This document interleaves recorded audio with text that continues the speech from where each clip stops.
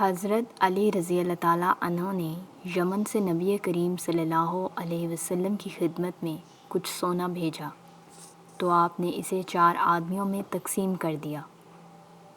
اس پر قریش اور انصار کے لوگوں کو غصہ آیا اور کہنے لگے کہ حضرت صلی اللہ علیہ وسلم نے نجد کے بڑوں کو تو دیا لیکن ہمیں نظر انداز کر دیا۔ حضرت صلی اللہ علیہ وسلم نے فرمایا کہ میں صرف ان کے دل ملانے کے لیے انہیں دیتا ہوں، کیونکہ ابھی حال ہی میں یہ مسلمان ہوئے ہیں۔ پھر ایک شخص سامنے آیا، اس کی آنکھیں دھسی ہوئی تھیں، کلے پھولے ہوئے تھے، پیشانی بھی اٹھی ہوئی، داڑھی بہت گھنی تھی اور سر مونڈا ہوا تھا۔ اس نے کہا، اے محمد صلی اللہ علیہ وسلم، اللہ سے ڈرو۔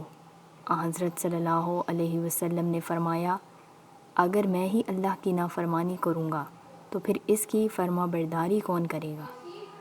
اللہ تعالیٰ نے مجھے روئے زمین پر دیانتدار بنا کر بھیجا ہے۔ کیا تم مجھے امین نہیں سمجھتے؟ اس شخص کی اس گستاخی پر ایک صحابی نے اس کے قتل کی اجازت چاہی۔ میرا خیال ہے کہ یہ حضرت خالد بن ولید تھے، لیکن حضرت صلی اللہ علیہ وسلم نے انہیں اسے روک دیا۔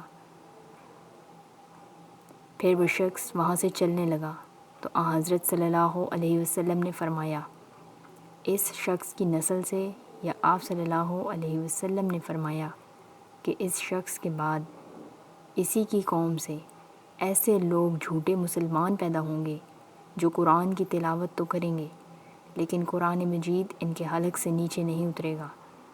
دین سے وہ اس طرح نکل جائیں گے جیسے تیر کمان سے نکل جاتا ہے۔ یہ مسلمانوں کو قتل کریں گے اور بت پرستوں کو چھوڑ دیں گے۔